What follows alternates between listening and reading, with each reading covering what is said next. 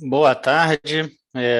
Hoje é 4 de fevereiro de 2022. Estamos começando a reunião semanal da programação. Essa apresentação vai ser dividida em 4 blocos, né?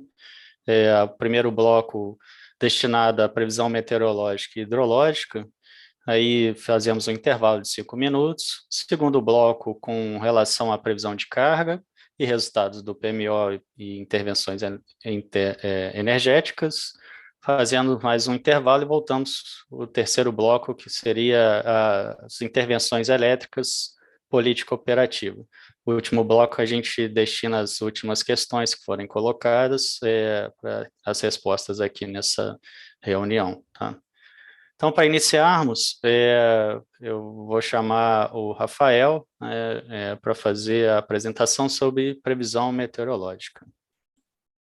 Rafael, por favor. Boa tarde a todos. Vou compartilhar aqui a apresentação.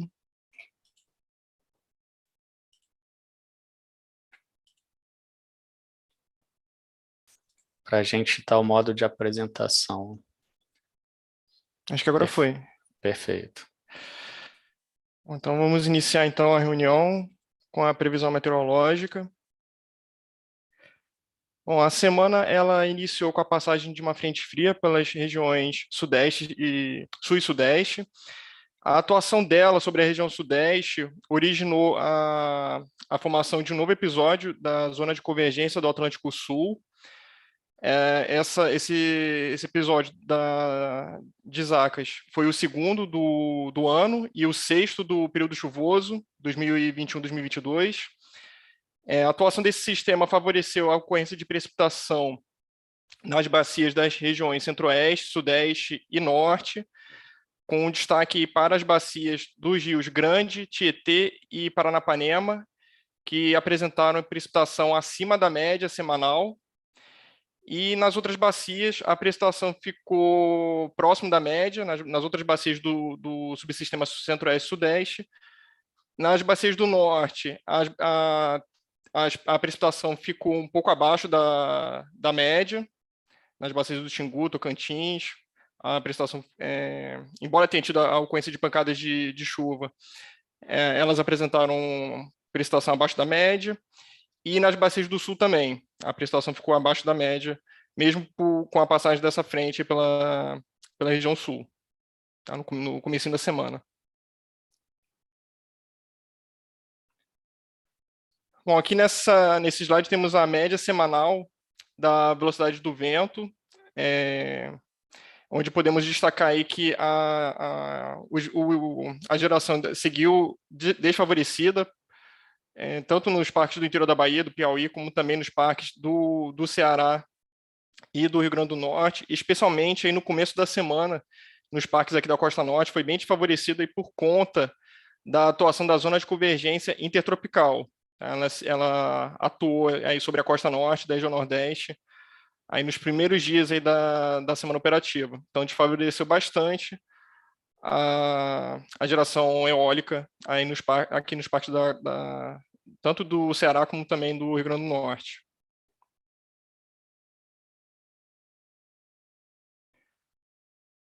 Bom, o cenário previsto pelos modelos numéricos para a próxima semana operativa é de permanência aí da precipitação nas bacias das regiões sudeste, centro-oeste e norte, a partir da passagem de uma nova frente fria aí pelas regiões sul e sudeste e atuação da frente sobre a região sudeste, especialmente sobre os estados aí do Rio de Janeiro, Minas Gerais e Goiás. A expectativa é de que tenhamos precipitação acima da média semanal nas bacias dos Rios Grande, Paraíba do Sul, o Alto São Francisco, Paranaíba e também na cabeceira do Tocantins, no trecho alto do Alto Tocantins. A expectativa é de termos chuva acima da média nessas bacias. Nas demais bacias, a tendência é de que tenhamos precipitação próxima à média semanal.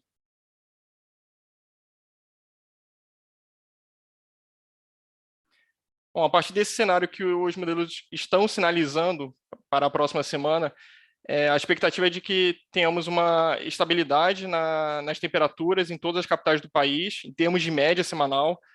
Não há mudança para a próxima semana. Em relação à geração eólica, também teremos aí uma permanência do cenário em termos aí de média, em termos médios para a próxima semana, então cenário parecido com o da semana atual. E em relação à geração solar, também uma manutenção em termos aí de geração fotovoltaica. Destacando aí o cenário de desfavorecimento aí para as regiões, para a região sudeste, especialmente aí o estado de Minas, os estados de Minas e São Paulo aí que seguirão aí com geração desfavorecida e por conta aí da atuação da frente fria aí durante a próxima semana operativa. Com isso, concluo a minha apresentação. Agradeço a atenção de todos e devolvo a palavra para o Diogo. Muito obrigado, Rafael. Vamos seguir para a segunda apresentação.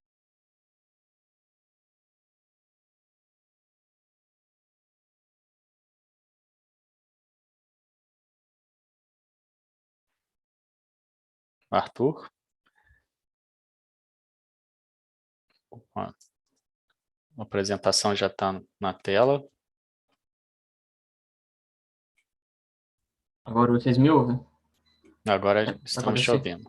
Ok, obrigado. Boa tarde a todos. Boa tarde, Diogo. Vamos iniciar, então, a apresentação sobre a previsão hidrológica para essa revisão 1 do PMO de fevereiro. Então, conforme o Rafael apresentou, a previsão de precipitação para a região sudeste ela vai ter volumes mais significativos no conjunto para o Grande Paranaíba, mas também o Paraná e Paranapanema tem uma precipitação mais significativa entre os dias 4 e 8 de fevereiro. Com isso, a energia natural fluente do subsistema sudeste tende a ficar em elevação até o final da próxima semana operativa, pela previsão diária, e logo em seguida entra em uma leve recessão. A previsão mensal fica em 108% da média de longo termo, o que é caracterizado o 31º maior do histórico de 92 anos. Para a bacia do Rio Grande, então, a gente observa essa elevação de vazões no horizonte da previsão diária. A previsão mensal fica em 123% da média de longo termo, o que é o 24º maior do histórico de 92 anos. Para a bacia do Rio Paranaíba, a gente vê também uma elevação das vazões até o final da próxima semana operativa, depois um patamar de maior estabilidade na ENA. Com isso, a previsão mensal fica em 99% da média de longo termo, caracterizando o 45º maior do histórico de 92 anos. Para a bacia do Rio Paranapanema, a gente observa uma elevação da energia natural fluente até a próxima semana operativa, em seguida uma recessão bem acentuada até o final do horizonte da previsão diária. A previsão mensal fica em 97% da média de longo termo, o que é o 46º maior do histórico de 92 anos. Para a bacia do Rio Paraná, a gente observa uma elevação bem significativa da ENA até o final dessa semana operativa, continua com uma elevação até o final da próxima semana e em seguida entra em uma recessão.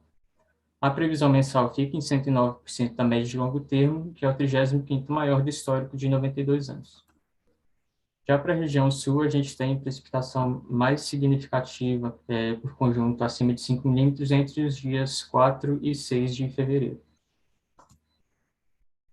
Então, a região sul, que as bacias respondem mais rápido à chuva, ela vai ter uma elevação da energia natural fluente no começo da próxima semana operativa, em seguida já entra em recessão, com uma média muito abaixo. Aqui na linha pontilhada a gente pode ver a média de longo termo, que a gente vem observando enas muito abaixo, e a previsão é de ficar em 38% dessa média de longo termo, o que é o 7º menor do histórico de 92 anos. Para o Rio Iguaçu, então, a gente observa esse mesmo comportamento de uma leve ascensão no começo da próxima semana operativa, seguido de uma recessão. A previsão mensal fica em 47% da média de longo termo, o que e a razão ainda observada até ontem foi de 61% da média de longo termo.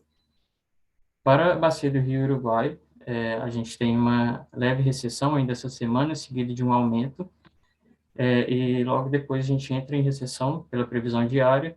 A previsão mensal fica em 26% a médio e longo termo, o que também é o sétimo menor do histórico de 92 anos. Já nos subsistemas Norte e Nordeste, a gente observa a previsão por conjunto acima de 5 milímetros em praticamente todo o horizonte, no São Francisco e no Tocantins. O subsistema Nordeste, então, apesar da chuva, ele já está em patamares muito elevados de energia natural afluente, com cerca de 190%, verificado até o dia 2.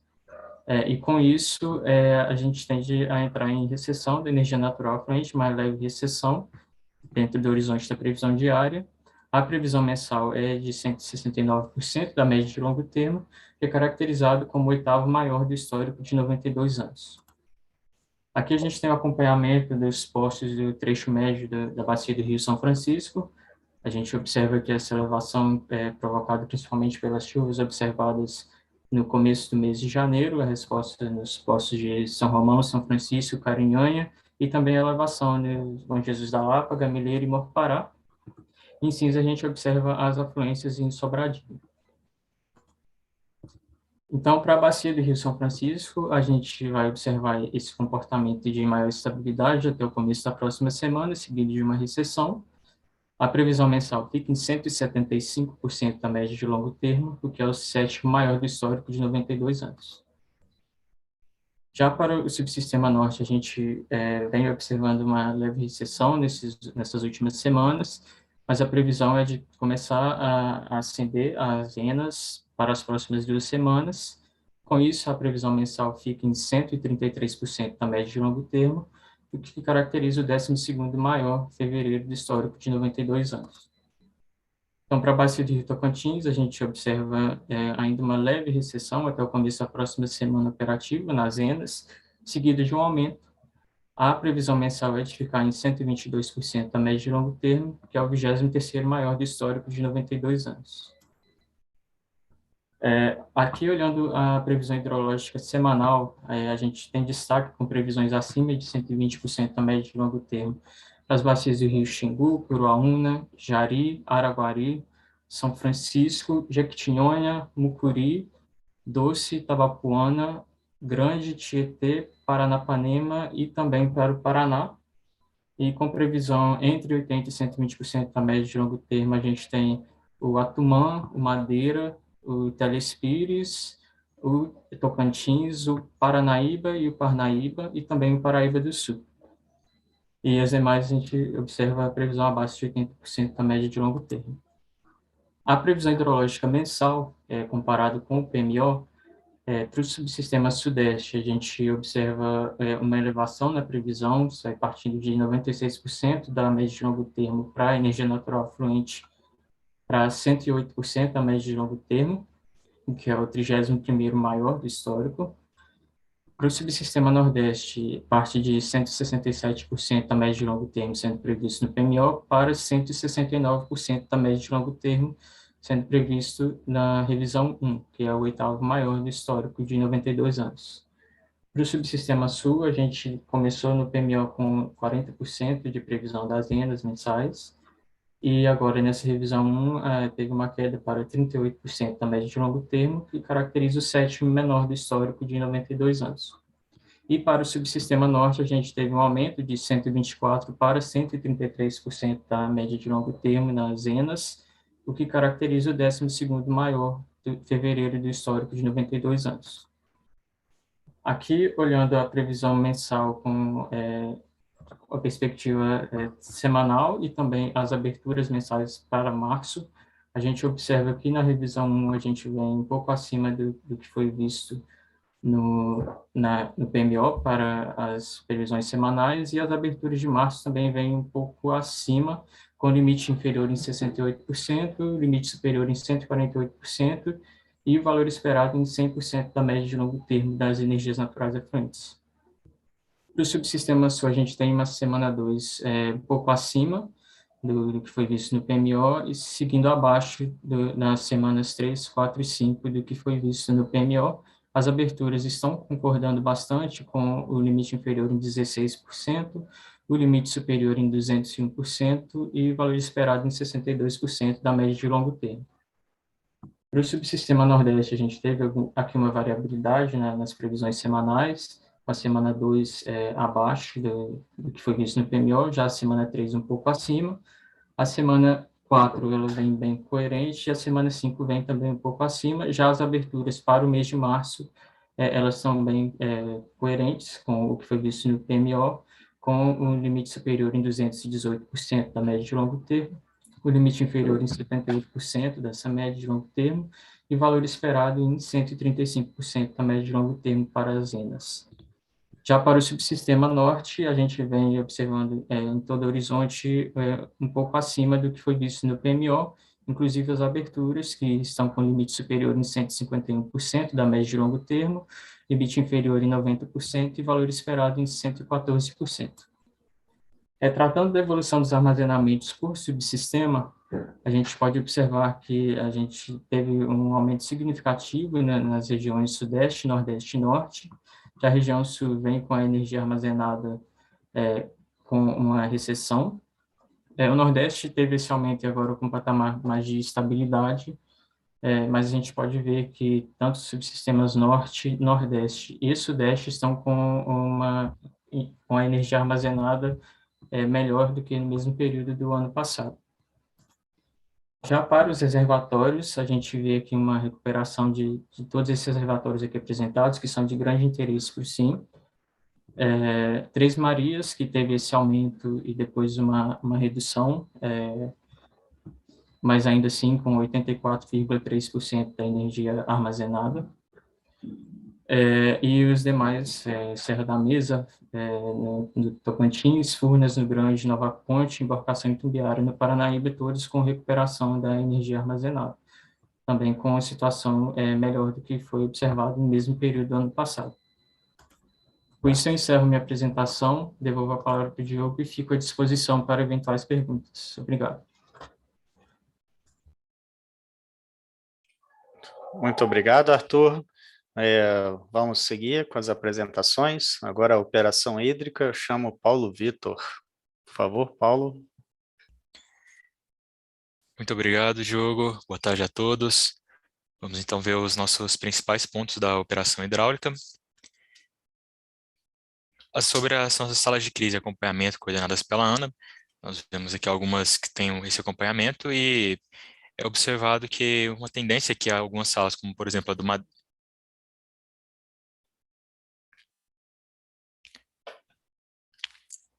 Obrigado, pessoal. Vamos então ver os principais pontos aqui da operação hidráulica, agora acredito que estão vendo o material. E aqui vemos aqui as principais salas que têm esse acompanhamento, onde vemos uma tendência que essas salas mais localizadas ao norte, como Madeira, Tocantins, Paranaíba, São Francisco, estão com um enfoque mais na questão de cheias, ao passo que o Paranapanema e a região sul estão sendo mais acompanhadas pela questão de escassez hídrica. E dentro dessas, a gente pode ver aqui, então, sobre a bacia do Rio São Francisco, que vem operando já nesse controle de cheias há algumas semanas, onde, de modo que, para os reservatórios de Três Marias, Sobradinho e Xingó, as políticas que seriam definidas pela resolução ANA, elas ficam suspensas em virtude das operações necessárias para o controle de cheias. Dessa maneira, a defluência mínima média diária para Três Marias é de 150 metros cúbicos por segundo, Xingó mantém a sua mínima de 800, tendo aquela máxima média mensal de 8.000, sendo restrições essas permanentes. E como apresentado nessa sala recentemente, nós podemos ver aqui uma evolução dos armazenamentos para os reservatórios de Três Marias e Sobradinhos até o final da semana operativa, no dia 11, onde Três Marias, praticando uma defluência média de 1.509 metros cúbicos por segundo, a gente consegue ver aqui que um reservatório que vinha tendo uma ascensão muito boa do seu armazenamento, como o Arthur mostrou anteriormente, e agora com essa política, fazendo esse desestoque mais suave do reservatório, ele vem retornando aqui para a condição do seu volume de espera, onde é esperado que já nos próximos dias ele fique ligeiramente abaixo do mesmo, chegando a cerca de 86% desse armazenamento. Para o caso de Sobradinho, a questão é um pouco parecida, onde a defluência média é de 4.000 metros cúbicos por segundo em Xingó até o final desse horizonte, e essa água que vinha sendo defluída de Três Marias e propagada ao longo da calha do rio, vem chegando então ao reservatório, e a extensão do armazenamento do mesmo é sentida, de modo que ao final desse horizonte é esperado que ele já se tangencie a curva de volume de espera do reservatório. Quanto à bacia do Rio Tocantins, que também vem sendo um ponto de interesse nessa questão do controle de cheias, é esperado que o reservatório Serra da Mesa continue operando com sua defluência mínima de 100 metros cúbicos por segundo, amortecendo um pouco as vazões que são defluídas, então, ao longo da calha desse rio, de modo que no rio Tocantins a gente vê uma particularidade que, como reservatório de acumulação de regularização, nós temos poucas usinas e temos algumas outras usinas que têm reservatório a fio d'água, dessa maneira não contribuindo significativamente para o amortecimento dessas vazões, de modo que é importante essa operação feita por Serra da Mesa. Mas podemos visualizar aqui, observando então os valores de vazão natural que foram verificados para os meses de dezembro e janeiro, que são valores bem acima da média para os reservatórios, tanto para a Serra da Mesa, como também para Estreito de Tucuruí, com um enfoque aqui maior aqui para a região de Tucuruí, onde tem uma área de drenagem muito grande, recebendo a água proveniente dos reservatórios do Rio Tocantins e também a contribuição do Araguaia, chegando aqui no mês de janeiro, verificando uma vazão natural da ordem de 33, quase 34 mil metros cúbicos por segundo, correspondendo a mais de 200% da média de longo termo para este aproveitamento. Olhando aqui um pouco a questão do nosso calendário, as nossas perspectivas para as próximas salas, devemos ter uma nova reunião para o Parnaíba ainda nesse mês, no dia 23, para a Bacia do Rio Madeira no dia 22, Paranapanema já no dia 24, o São Francisco, devido a essa questão, este aumento dos armazenamentos que vem sendo sentido, essa água que vem sendo propagada ao longo da calha, já na próxima semana, no dia 8, da região sul no dia 15 e do Tocantins no dia 16. Destaco aqui também que, quanto à questão de controle de cheias, as usinas de Três Marias, de Funil, no Paraíba do Sul, e de Boa Esperança, no Parnaíba, elas vêm ocupando o volume de espera e estão operando para controle de cheias, sendo esperado, então, a retomada desse armazenamento para um patamar mais próximo dos seus volumes de espera. E destaco também que, para a semana operativa, não há revisão de volumes de espera também. Um ponto sempre de sensibilidade e interesse que a gente gosta de apresentar aqui é a questão das defluências de Jupiá e Porto Primavera. Se atentando mais aqui nesses últimos horizontes, nós podemos visualizar aqui que, ao final de dezembro, foi, então, programada aquela redução das defluências mínimas dos 3.600 que visualizava em Jupiá para a ordem de 3.300, porém, em meados de janeiro, foi necessário, então, fazer uma elevação dessas vazões para a ordem de 3.500 em Jupiá, de modo que fosse possível restabelecer o nível em Porto Primavera, mais próximo daquela cota 25730, tal como é preconizado pelas autorizações para essa defluência, onde a redução da defluência em Jupiá é condicionada também à manutenção desse nível em Porto Primavera. Então, essa operação foi executada, mas de modo que ali, mais ao final do mês, já foi possível, então, essa redução das vazões em Jupiá, visto o restabelecimento do nível em Porto Primavera, retornando, então, ao seu patamar de 3.300. Todavia, um fenômeno interessante que podemos visualizar aqui, tal como foi apresentado também pelo Rafael anteriormente, devido às precipitações na região, foi verificado um aumento da incremental de Porto Primavera. E dessa maneira, para manter o controle do nível do reservatório, foi necessário aumentar a defluência deste reservatório, que foi então subsidiada por este aumento de incremental. Essa vazão já vem retornando um pouco ao seu patamar anterior, mas ainda se encontra elevada, onde Jupiá consegue fazer por volta dos seus 3.300 e Porto Primavera defluindo ali por volta de 5.000. E dessa maneira, Diogo, eu concluo aqui esse bloco, essa apresentação, lhe retorno a palavra e agradeço a atenção de todos. Muito obrigado. Muito obrigado, Paulo. Fechamos as apresentações desse primeiro bloco. Vamos para o intervalo de 5 minutos e voltamos para a continuação dessa reunião. Obrigado. Bom, boa tarde. Voltamos para o segundo bloco dessa reunião semanal. Vamos responder algumas questões. Primeiro, queria agradecer o Ziel Júnior, que nos alertou que o link para a reunião não está disponível no portal do ONS, no site do ONS. A gente já está corrigindo isso, né, para colocar o link disponível, mas lembramos, né, que o link é o mesmo das reuniões anteriores, né, Agora a gente está com 187 pessoas conectadas assistindo essa reunião, então acredito que não tenha tido tanto prejuízo. Mas, de qualquer forma, estamos corrigindo, né, para facilitar o acesso. Tá? Obrigado, Ziel. Seguindo para a questão, temos uma pergunta do Felipe Marto, da Econ Energia. Boa tarde. Gostaria de saber se há alguma previsão para atualização do produto. Histórico de precipitação média. Obrigado. Eu chamo o Arthur, né, para responder essa questão. Obrigado pela pergunta, Felipe. A gente está fechando os últimos aproveitamentos para publicar esse histórico de todos os aproveitamentos que tem SMAP com a precipitação média de 2006 até 2020. Obrigado e fico à disposição para outras perguntas. Obrigado, Arthur. Vamos seguir com as apresentações desse segundo bloco. Gostaria de chamar agora Janaína e Esmeraldo para previsão de carga para programação diária e acompanhamento diário semanal. Por favor, Janaína. Boa tarde, Diogo. Muito obrigada. Eu vou compartilhar a apresentação.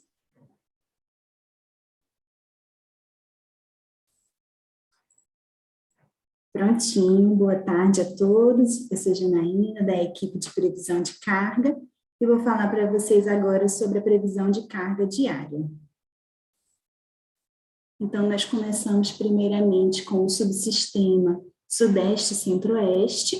Aqui nós temos a carga da última semana, no período que vai da sexta-feira, 28 de janeiro, até o dia de ontem, a quinta-feira, dia 3 de fevereiro.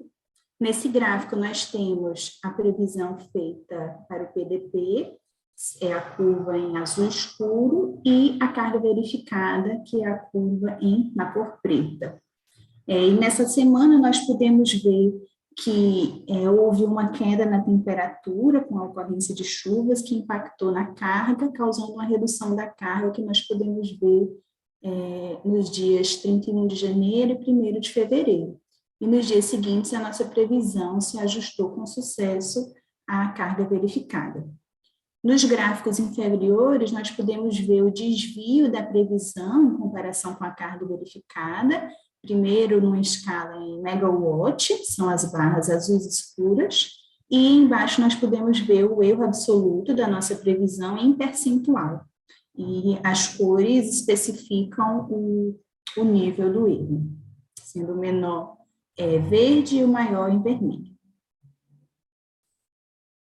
Em relação aos resultados da nossa previsão do subsistema Sudeste e Centro-Oeste, nesse período de 7 dias, no PDP nós obtivemos 83% dos desvios horários inferiores a 3%, o que é um resultado excelente, e no modelo que nós utilizamos como apoio, o pré-carga DECEM, nós obtivemos 74% dos desvios horários inferiores a 3%.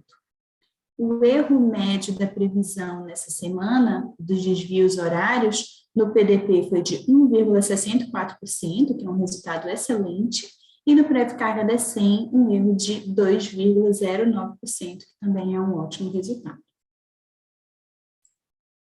Em seguida, nós temos o desempenho da previsão de carga do subsistema Sul, nesse mesmo período de 7 dias, que vai da sexta-feira, dia 28 de janeiro, à quinta-feira, 3 de fevereiro. E nessa semana nós tivemos um dia com desvios significativos, que foi a sexta-feira, dia 28, em virtude de uma queda brusca da temperatura nessa sexta-feira. Essa queda estava prevista, mas em virtude da carga que estava vindo alta nos dias anteriores, nós mantivemos uma previsão mais alta e, infelizmente, a carga correspondeu à previsão de temperatura e abaixou bastante. Nos dias seguintes, nós reajustamos a nossa previsão e obtivemos desvios bastante bem inferiores e tivemos uma previsão de carga bastante ajustada à carga verificada, principalmente nos dias úteis dessa semana. Por fim, aqui nós temos os resultados da previsão de carga do subsistema Sul nessa semana. Então, no PDP, nós ficamos com 60% dos desvios horários inferiores a 3%, e o modelo pré-carga da SEM com 28% dos desvios horários inferiores a 3%.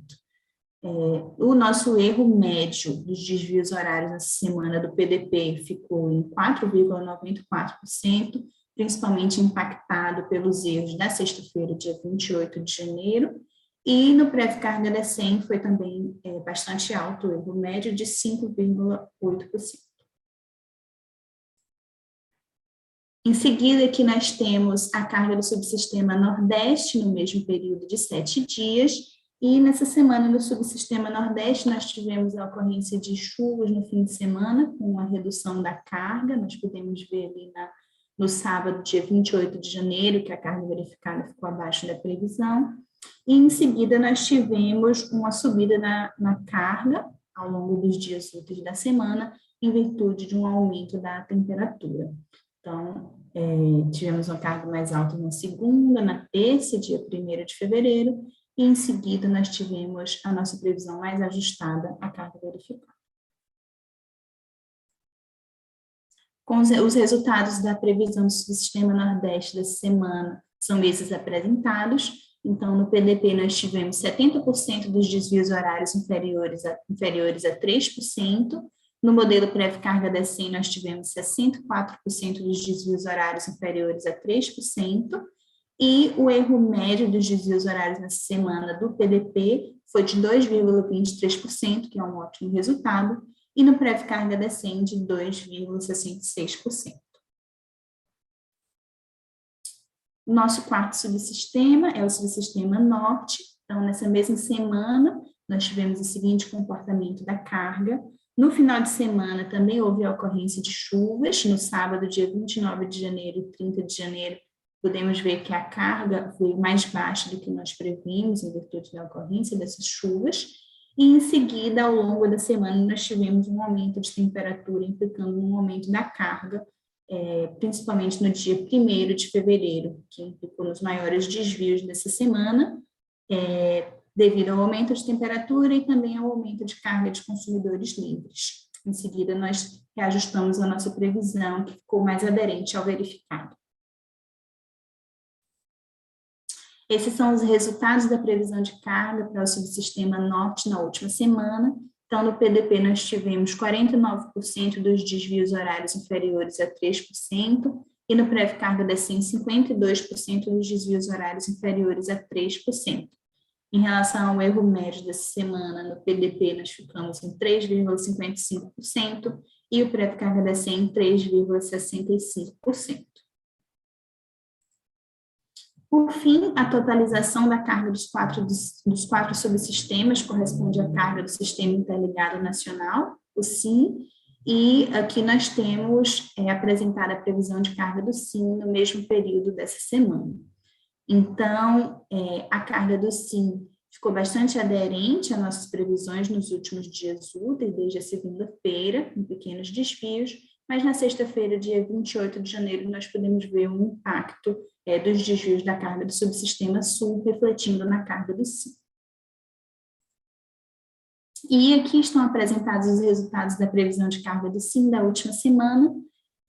No PDP, nós ficamos com 84% dos desvios inferiores a 3%, que é um ótimo resultado. No pré-carga da SEM, nós tivemos 66% dos desvios inferiores a 3%. E com relação aos erros médios dos desvios horários nessa semana, no PDP nós tivemos um erro médio de apenas 1,55%, e no pré-carga da SEM um erro médio de 2,24%. Com isso, eu concluo a minha apresentação, agradeço a atenção, fico à disposição para dúvidas e devolvo a palavra a você, Diogo. Muito obrigado, Janaína. Vamos continuar a apresentação. Informo que o link já está disponível no site para entrar nessa reunião, e a gente vai seguir com a Marcela para fazer a apresentação de previsão de carga para o PMO. Por favor, Marcela. Boa tarde, Diogo. Muito obrigada. Boa tarde a todos. Vou compartilhar aqui com vocês a tela.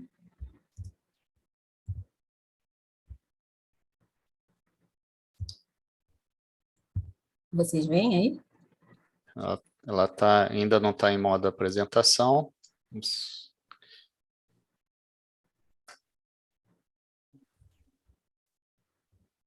Tá bom, vou parar aqui.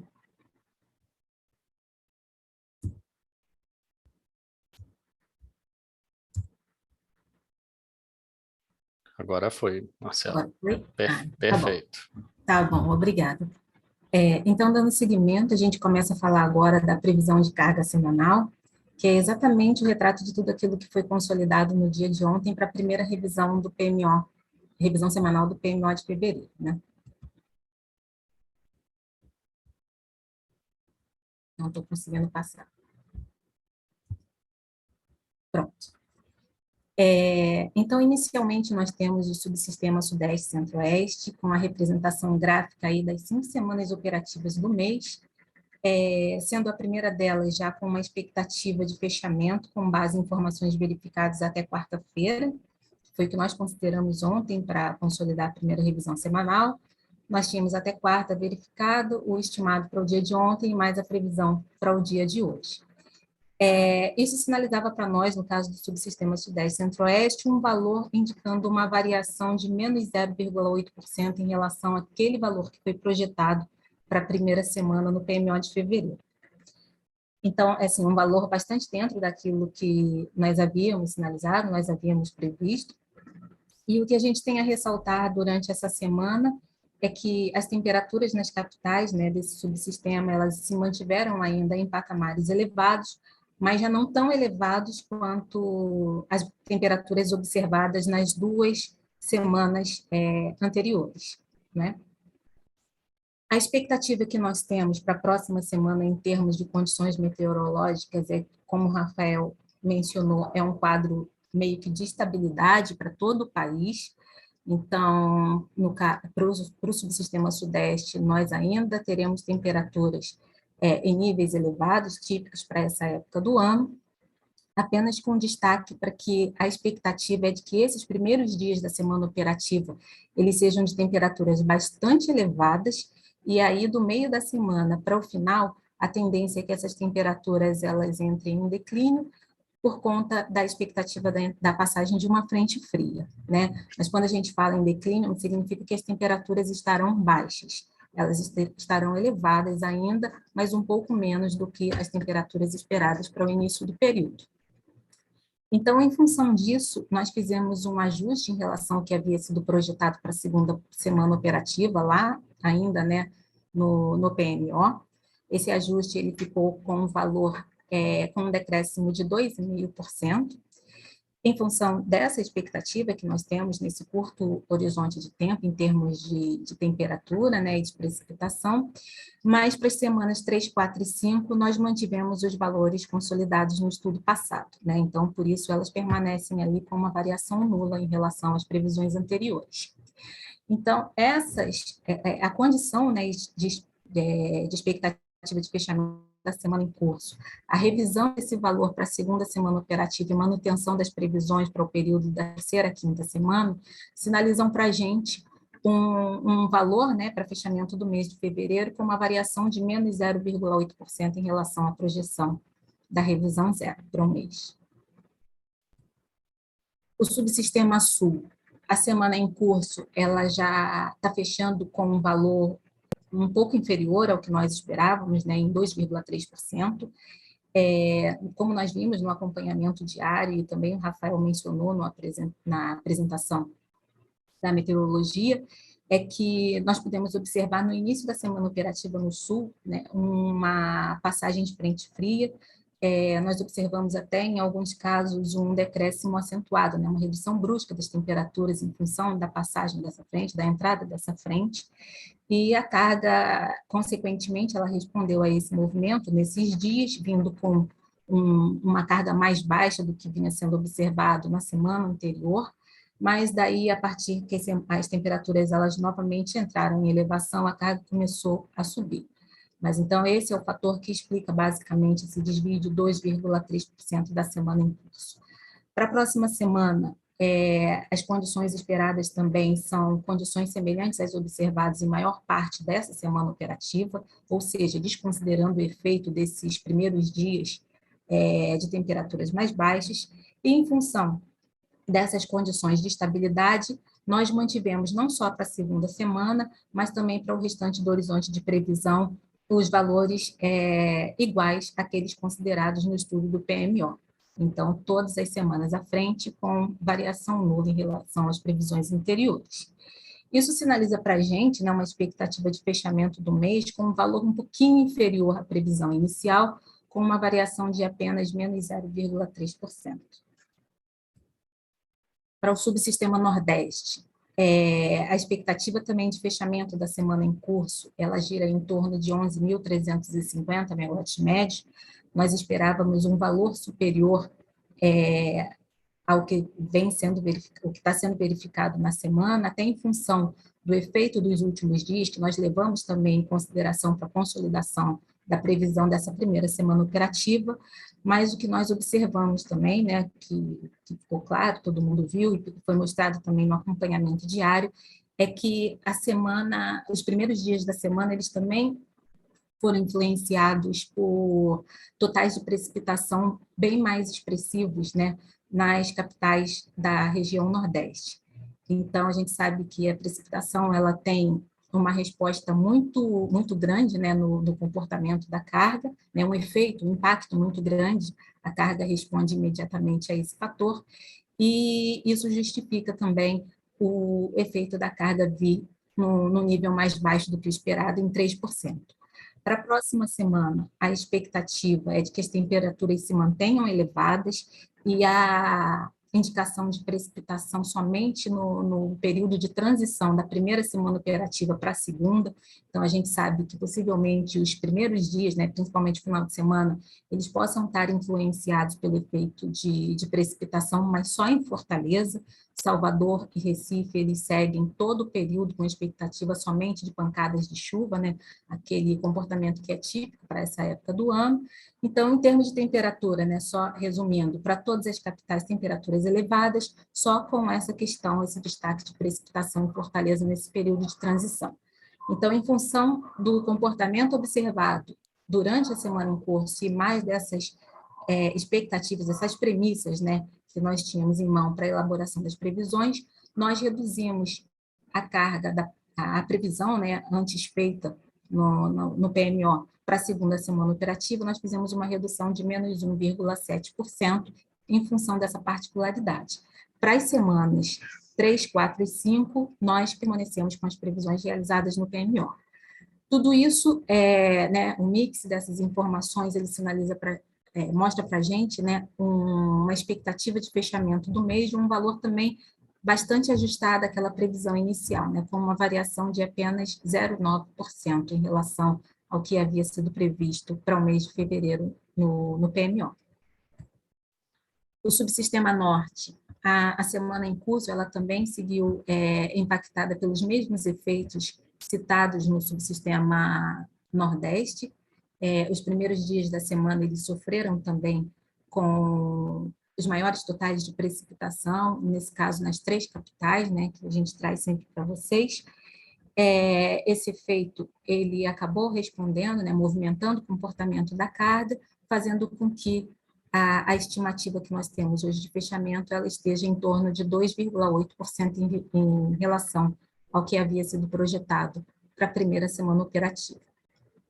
Para a próxima semana, a maior parte dos dias, nós seguimos com expectativa de um quadro mais ou menos dentro da estabilidade, né, não só em relação ao comportamento dos últimos dias, mas também do que se é esperado para esse período, nessa localidade, mas também tem esse destaque em relação aos totais de precipitação nesse período de transição entre a semana em curso e a próxima semana, que entra já no horizonte de previsão.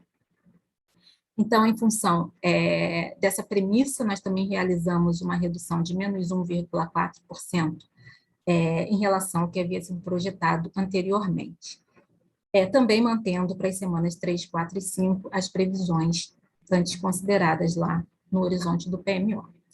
Isso sinaliza para a gente uma expectativa de fechamento da carga do subsistema Norte em 5.907 megawatts médios, indicando uma variação também pequena, né, de menos 0,7% em frente aos 5.951 megawatts médios considerados no PMO mensal.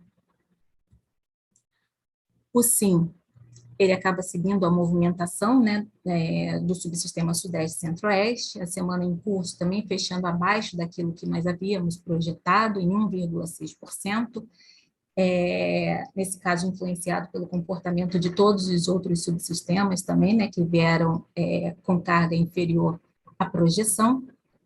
A próxima semana, em função das premissas também que nós já mostramos na abertura de cada um dos subsistemas, o sistema interligado ele fica com uma redução na previsão, né, revista em 1,8% em relação ao estudo anterior, e também com a manutenção para o horizonte das semanas 3, 4 e 5.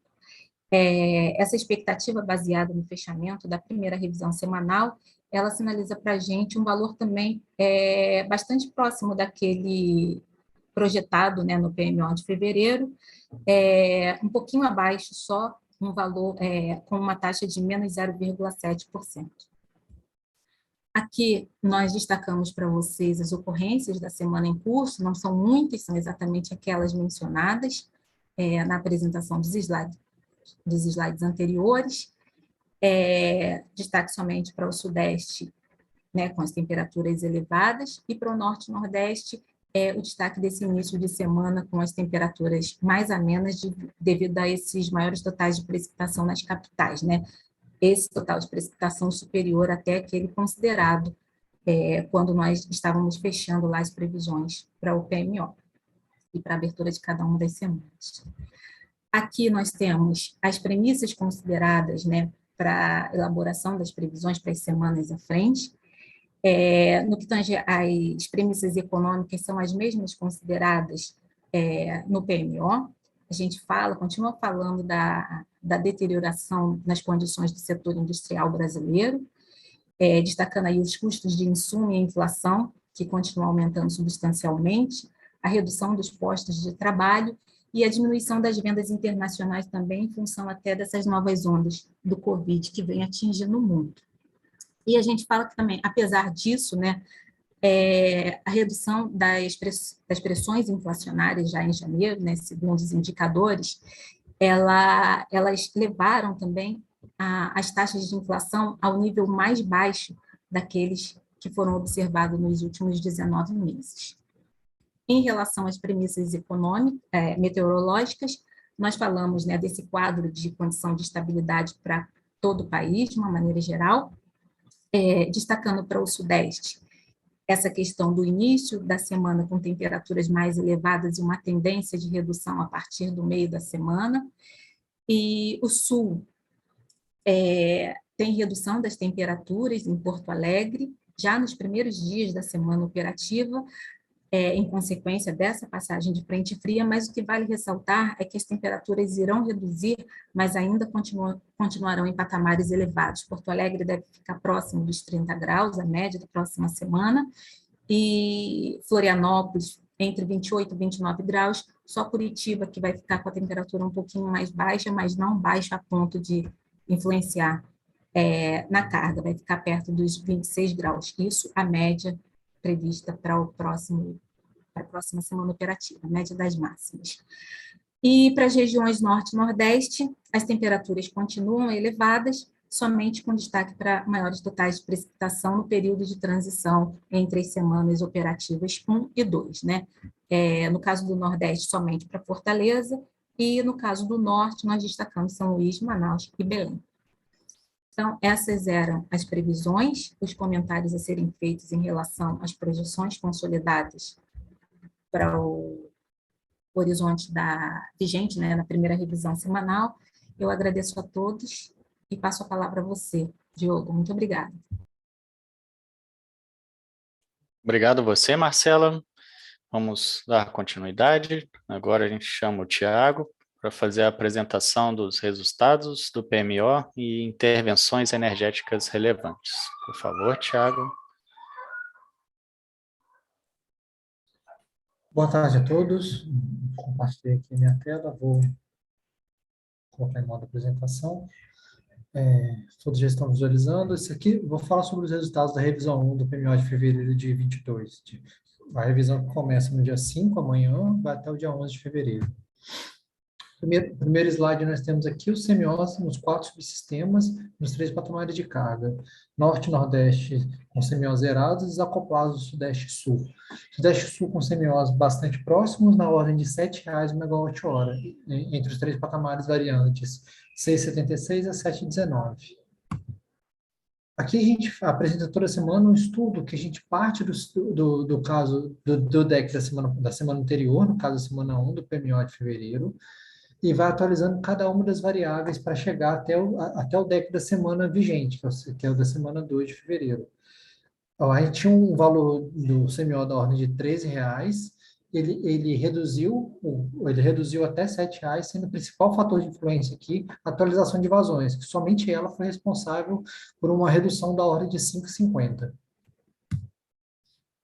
A geração térmica, por motivo de geração, nós temos aqui predominantemente geração por inflexibilidade nos 4 subsistemas e restrição elétrica apenas no sul, da ordem de 160 megawatts médios. Despacho comandado antecipado de usinas da GNL, lembrando que essa semana a gente comandou o despacho nessa rodada, a gente comandou o despacho de 9 de abril até 15 de abril, para as 3 usinas Santa Cruz, Luiz Oscar Rodrigues de Mello, Linhares, por Sergipe 1. Nenhuma delas teve indicação de despacho antecipado por mérito, mas a gente lembra vocês também que Santa Cruz e Linhares têm um despacho para essa mesma semana, indicado por garantia energética pelo CMSE. A energia armazenada dos 4 subsistemas, a evolução dela ao longo das revisões do PMO. Nas linhas mais claras, nós temos a nossa expectativa que a gente tinha na revisão 0, e nas linhas mais escuras nós temos a atualização da expectativa para essa revisão 1. O que a gente observa? O Sudeste as curvas se elevaram de uma revisão para outra, mesma coisa a gente observou no Sul.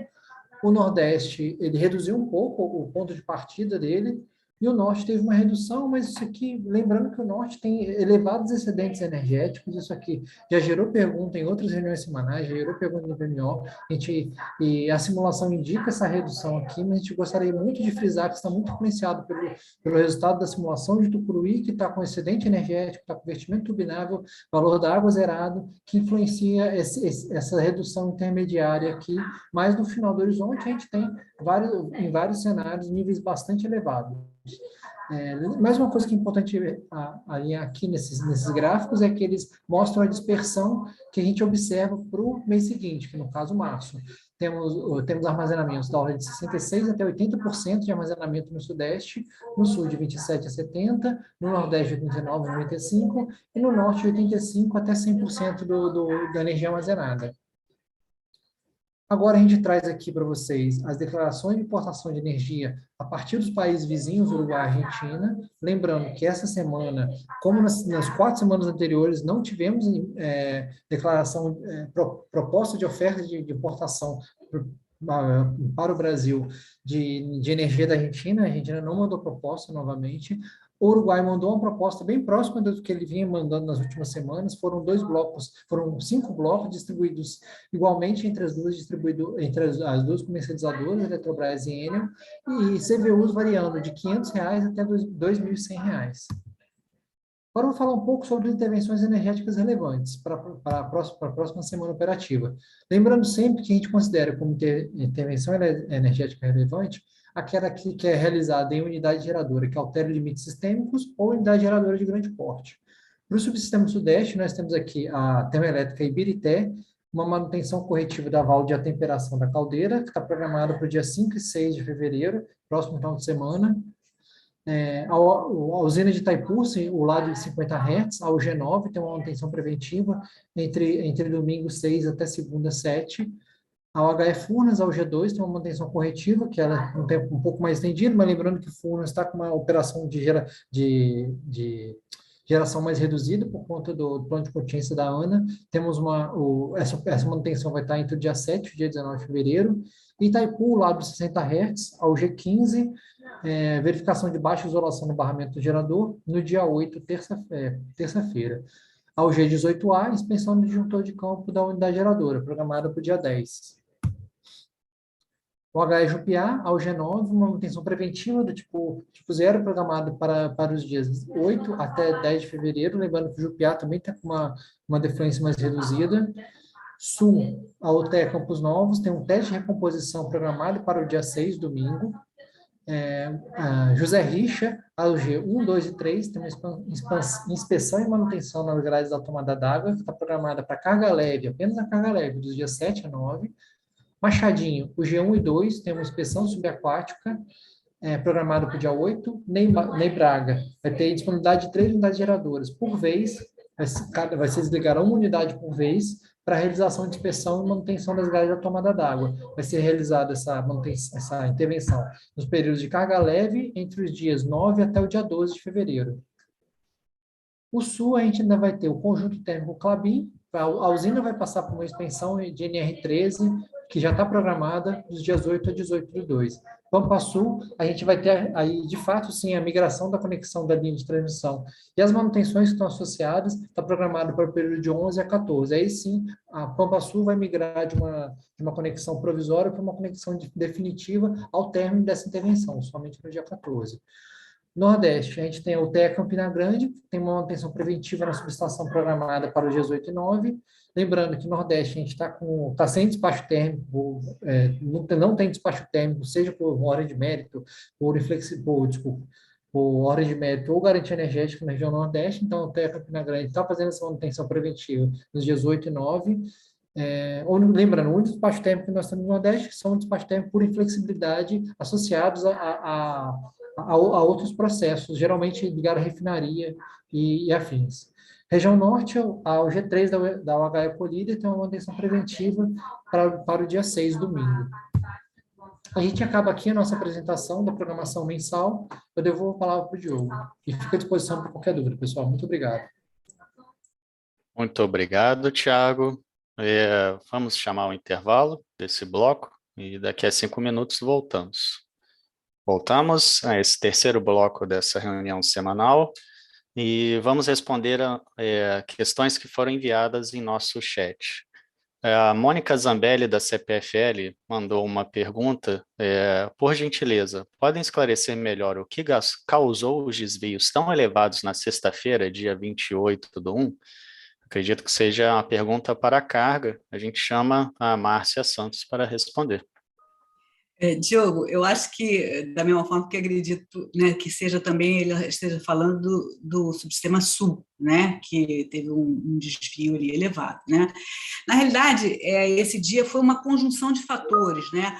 Nós víamos aí com uma temperatura muito elevada, uma carga muito elevada, né, tinha previsão de uma frente fria, né, particularmente ali no Rio Grande do Sul, né, mas que não justificava uma redução tão brusca na carga. Só que aí, além disso, além da ocorrência dessa frente fria, teve muita chuva, e o que reduz também ali a carga de irrigação. Então, isso fez com que a carga realmente fosse feita uma previsão acima, né, daquilo que realmente se verificou. É claro que tem um componente ali também de erro, né, da previsão, porque é o que a gente colocou, a gente não acreditava que ia reduzir tanto essa carga por conta exatamente porque ela vinha de dias com temperaturas muito elevadas e uma carga muito elevada. A gente não acreditou que ela fosse reduzir tanto quanto reduziu. Tá? Então, basicamente, foi isso, foi uma conjunção de fatores mesmo, tá bom? Obrigada, hein, pela pergunta. Boa tarde. Obrigada, Márcia. Vamos seguir por uma segunda pergunta do Rodolfo Lage, da PSR. Boa tarde a todos. Em relação ao EAR, qual a razão das projeções de EAR tão baixas no meio do mês, em relação à revisão zero? Sendo que a variação da previsão do ENA não foi tão grande. Seria devido aos volumes de espera? Chamamos o Tiago para responder essa questão. Obrigado, Diogo. Obrigado, Rodolfo, pela sua pergunta. Rodolfo, não foi por conta do volume de espera, não. Nesse caso, a gente não tem volume de espera para aquelas usinas do norte que influenciaram isso, não. O principal fator de influência aí foi a usina de Tucuruí. Eu comentei na apresentação, mas pode não ter ficado tão claro, mas isso é uma pergunta recorrente e aconteceu em algumas revisões do PMO de janeiro, e não me recordo se aconteceu na revisão zero do PMO de fevereiro, mas esse comportamento tem sido recorrente nas últimas revisões. A gente fez uma análise bastante criteriosa disso para identificar se teria alguma restrição influenciando isso. Não identificamos nenhuma inconsistência, não tem nenhuma inconsistência nesse resultado. A gente lembra que tem muito excedente energético, o valor da água nulo, tem muita uma solução de mesmo custo, que no jargão da otimização se chama de soluções degeneradas, que várias soluções apresentam o mesmo resultado, e nesse caso, a simulação, de fato, ela trouxe esse resultado de esvaziamento no meio do horizonte, mas no final do horizonte ele retoma, lembrando que são vários cenários aí no final do horizonte, na maioria deles, o armazenamento de Tucuruí chega a um valor muito alto, chega a 100%. Ou seja, a gente analisou isso com todo o critério possível, não identificou nenhuma consistência, Rodolfo. O resultado é esse, e é um resultado de soluções de mesmo custo. Espero ter respondido a sua questão. Qualquer dúvida também você pode mandar para a gente por e-mail. A gente já recebeu essa pergunta por e-mail também, pode responder por e-mail. E eu devolvo a palavra para você, Diogo. Muito obrigado, Rodolfo. Até a próxima. Obrigado, Thiago. Vamos seguir com as apresentações. Agora eu chamo Josué Fernandes para fazer a apresentação sobre os limites elétricos e principais intervenções elétricas. Joia. Obrigado, Diogo. Boa tarde a todos. Vou minimizar aqui. Bem, como informado pelo Diogo, vamos apresentar aqui os limites elétricos com impactos na programação e as principais intervenções com restrições eletroenergéticas dessa semana operativa. Iniciando os desligamentos ali na subestação de Janaúba, a gente está continuando o desligamento nos disjuntores 9182 e 9202, 500 kV de Janaúba 3, que começaram em 29 de janeiro e vão até às 7 horas do dia 7/2, segunda-feira, tá? As principais restrições aos fluxos são um FNS de 4.600, um FNS de 4.000 e um R-seco de 9.200. Continuando os desligamentos, para o retorno dos disjuntores da intervenção anterior, a gente vai desligar a barra 3 de Janaúba em 3 períodos, de 22 às 7 do dia 4, sexta-feira, dia 5, sábado, dia 6, domingo e dia 7, segunda-feira. Os desligamentos começam à noite e terminam na madrugada do dia seguinte. E as restrições são FNES em 4.600, FNS em 3.800 e R-seco em 9.000. A partir daí, né, teremos os desligamentos do disjuntor 9162 de Janaúba 3, de 7h30 às 16h30 da segunda-feira, dia 7, com as restrições de FNES em 4.500, FNS em 4.000 e R-seco em 9.000. Continuando os ligamentos agora já na terça-feira, dia 8, teremos o desligamento do disjuntor 9192, de 7h30 às 16h30, com restrições de FNES em 4.500, FNS em 4.000 e R-seco em 9.000. 972, com as mesmas restrições, vai acontecer no dia 11, de 7h30 às 16h30. Dando continuidade aos ligamentos, a gente vai ter um desligamento no disjuntor 711 em Barreiras, 500 kV, Barreiras 2, que vai implicar nas restrições de exportação Nordeste em 6.200, FNES em 4.500, FNS em 3.800 e R-seco 9.000. O serviço auxiliar da SE Biúna vai ficar ausente, né, desligado de 7h45 do dia 7 até as 16h45 do dia 9/2, quarta-feira. E aí teremos uma restrição de 4.300 para atender essa indisponibilidade de serviço auxiliar na SE Biúna. Por fim, teremos para atender, né, o mínimo de geração no complexo termoelétrico Jorge Lacerda, vai ter a geração de Jorge Lacerda B, máquina 5 e 6, na pesada, média e leve, totalizando 160 mega médio aí no período necessário da próxima semana operativa. Com isso eu termino minha apresentação, Diogo, e retorno a palavra para você. Obrigado, Josué. Vamos continuar as apresentações desse bloco. Eu vou fazer a apresentação da política operativa desta semana.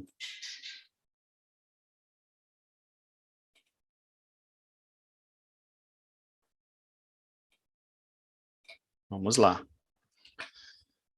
Bom, primeiro, reforçar a notícia, né, da última reunião do CMSE, do dia 2 de fevereiro, que, diferentemente da deliberação então vigente, o colegiado estabeleceu limite para despacho adicional de recursos para atendimento ao SIM, de forma que a geração termoelétrica total das usinas despachadas pelo ONS, já acrescidos dos montantes porventura importados, não ultrapasse 10.000 megawatts médios, limitados a termoelétricas que possuírem custo variável unitário de até R$ 600.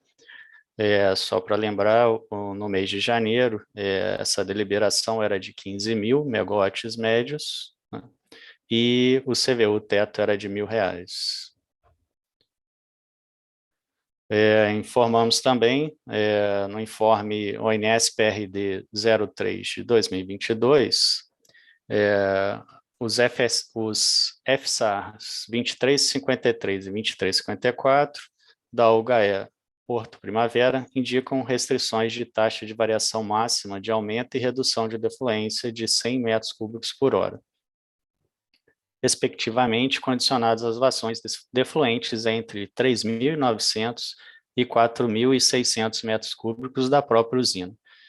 No DEC do dia 1º, o HE, Porto Primavera, estava em uma vazão defluente prevista de 4.600, acima dessa condicionante, e foram consideradas equivocadamente as referidas taxas de variação máxima, de aumento e redução. Essa inconsistência impactou em todo o horizonte de estudo contemplado pelo DEC do referido dia. No dia seguinte, a gente já corrigiu essa inconsistência. Bom, dando início à política operativa, aqui a gente apresenta a comparação da geração térmica despachada no DECOMP e no DECEM.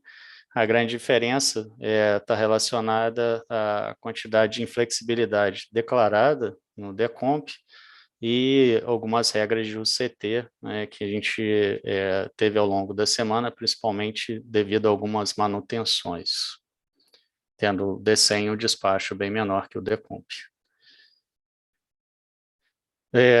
No subsistema Sudeste Centro-Oeste, a comparação do DECEM versus PDP, a gente observa ao longo da semana como um todo, a geração do DECEM hídrica ficou maior do que a geração programada no PDP, isso muito devido à política de garantia energética que a gente está executando para salvar essa água, né, autorizada pelo CMSE, e alguns ajustes que não são implementados no DECEM, de Unit Commitment hidráulico, e no PDP a gente considera isso na programação. A geração térmica foi o inverso disso, né, foi aumentada na saída do PDP, devido a essa política de garantia energética. Para o subsistema Sul, para a geração hídrica, a gente considera o mesmo comportamento do Sudeste, então, na saída do PDP, houve uma geração menor do que foi simulado no DECEM, por essa política de garantia energética, né? E idem, o subsistema Sudeste, a geração também térmica foi maior na geração no PDP do que foi simulado no DECEM. Para o subsistema Nordeste, a geração hídrica, ela teve uma certa compatibilidade com o que foi simulado no DECEM e no PDP até o dia 1º. A partir do dia 2, a geração hídrica no PDP foi bem menor, devido a essa política de rateio de energia vertida turbinada que a gente faz tentando equalizar todas as usinas que estão vertendo no Norte e no Nordeste. Então, o PDP foi uma geração menor. Já o despacho térmico, também no PDP, ele foi maior devido a uma redeclaração de inflexibilidade dos agentes no PDP e não no DCEM. Para a geração do norte, também a gente teve uma geração maior no DCEM, né? E no PDP essa geração foi menor, devido principalmente a esse rateio de energia vertida turbinave, né? A geração térmica foi praticamente idêntica, né? A não ser do dia 1º e do dia 4, devido à declaração de inflexibilidades na área Manaus. Intercâmbio essa semana não foi programado, nem com a Argentina, nem com o Uruguai. E a carga média dessa semana foi em torno de 72.651, como observado, bem esclarecido na apresentação de carga. Essa semana a gente teve uma carga menor que a semana anterior, e com isso houve algumas variações de despacho, principalmente na bacias do sul, né? Minimizando o despacho que foi realizado essa semana comparado com o despacho da semana anterior. Permanece maximizado a importação de energia do norte e do nordeste, tentando trazer o máximo de energia que é transmissível para os subsistemas sudeste, centro-oeste e sul.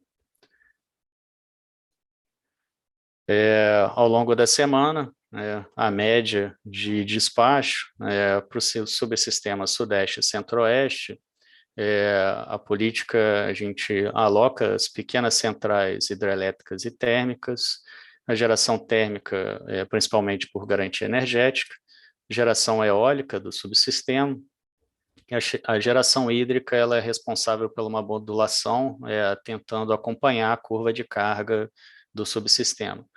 Com todo o subsistema sempre importador, né? O subsistema sul tem uma política idêntica, né, e a geração hídrica mais flexível ela é utilizada para fechamento de ponta, tentando acompanhar ao máximo a curva de carga desses dois subsistemas. No subsistema Nordeste e Norte, temos uma política inversa, né? São dois subsistemas exportadores onde alocamos o máximo de geração hídrica que é transmissível aos demais subsistemas. Com isso, a geração hídrica, né, ela é modulada de acordo aí com essa transmissão e a carga dos demais subsistemas. Geração térmica ao longo dessa semana, ela foi da ordem de 9.428 megawatts médios, né, e desse percentual, desse montante, né, a gente tem aproximadamente 54% de despacho realizado por garantia energética, que até quarta-feira a gente estava despachando o limite de R$1.000, que era a usina de Termomacaé, e a partir de quinta-feira reduzimos o despacho para a usina de GNA, com esse montante de 5.128. O demais, a maior parte, são declarações de flexibilidade que são declaradas pelos agentes.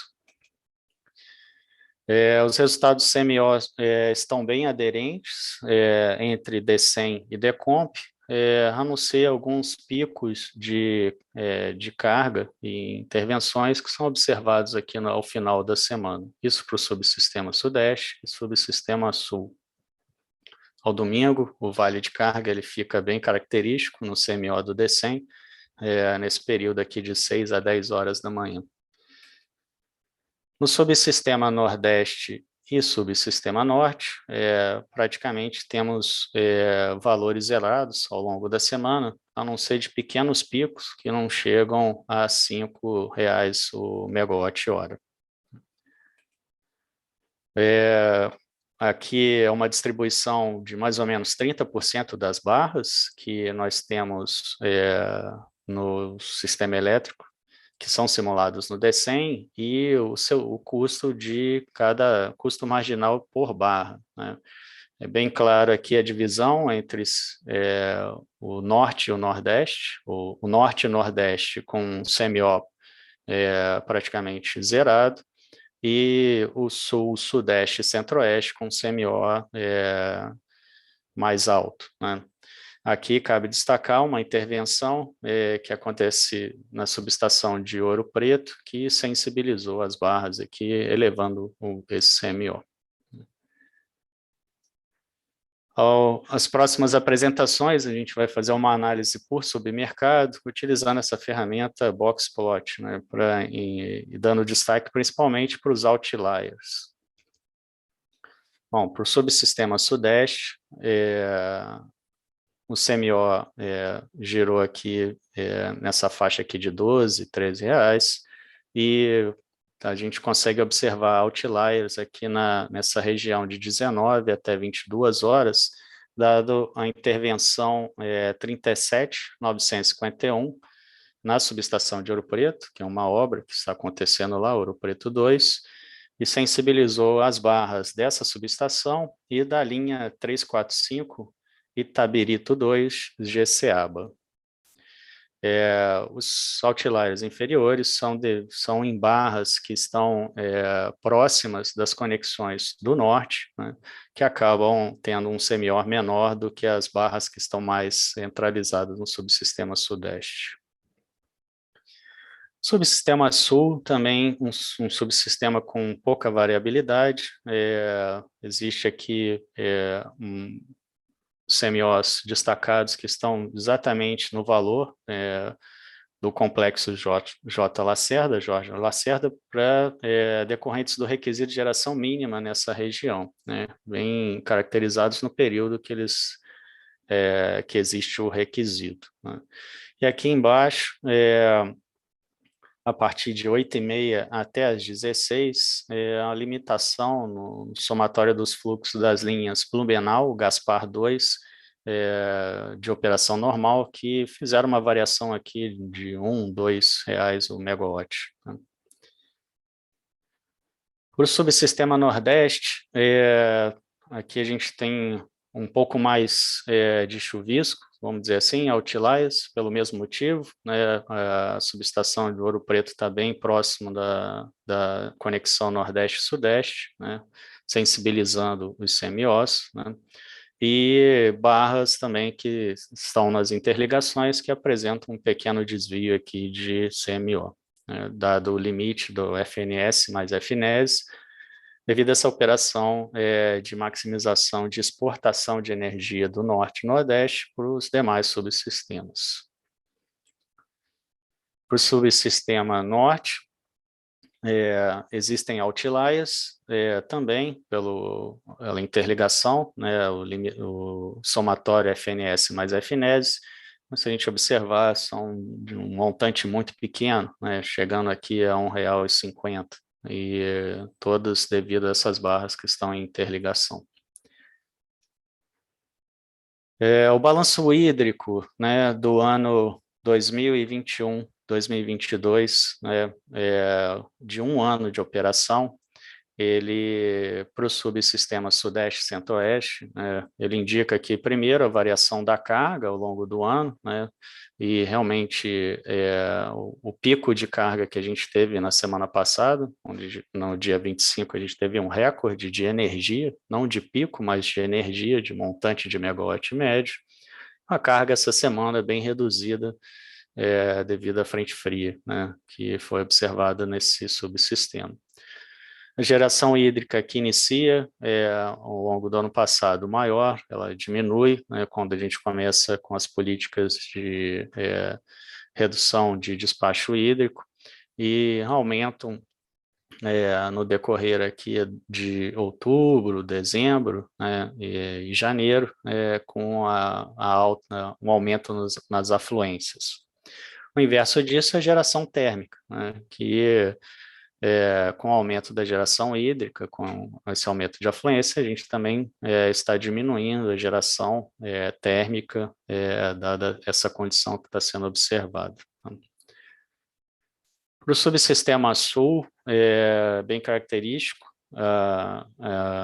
evolução de geração hídrica pela sazonalidade de sua geração nesse subsistema, e da carga também, que está aumentando, aumentou bastante nesse mês de janeiro, né, e decorrente aí das altas temperaturas.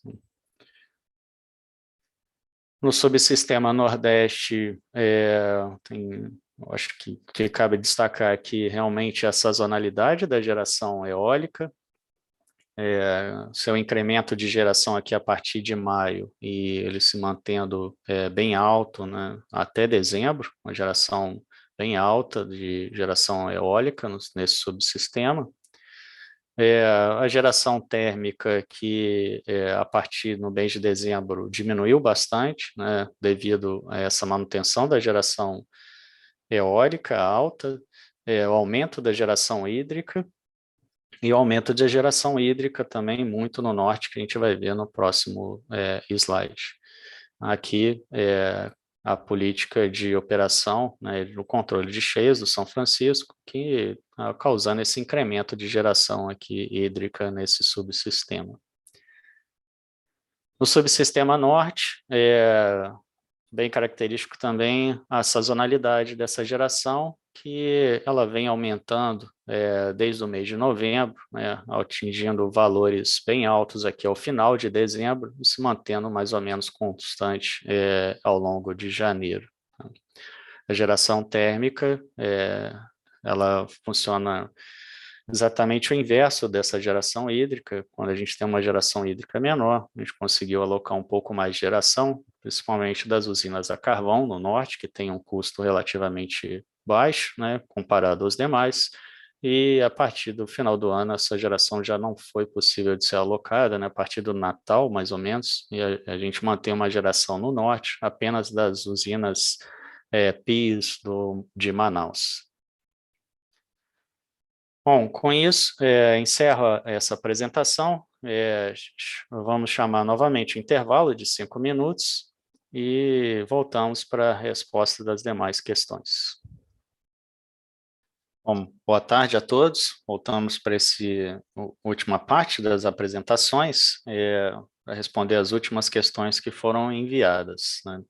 Primeiro, o Vitor Rodrigues, da Mega, envia uma pergunta: onde consigo a apresentação em questão?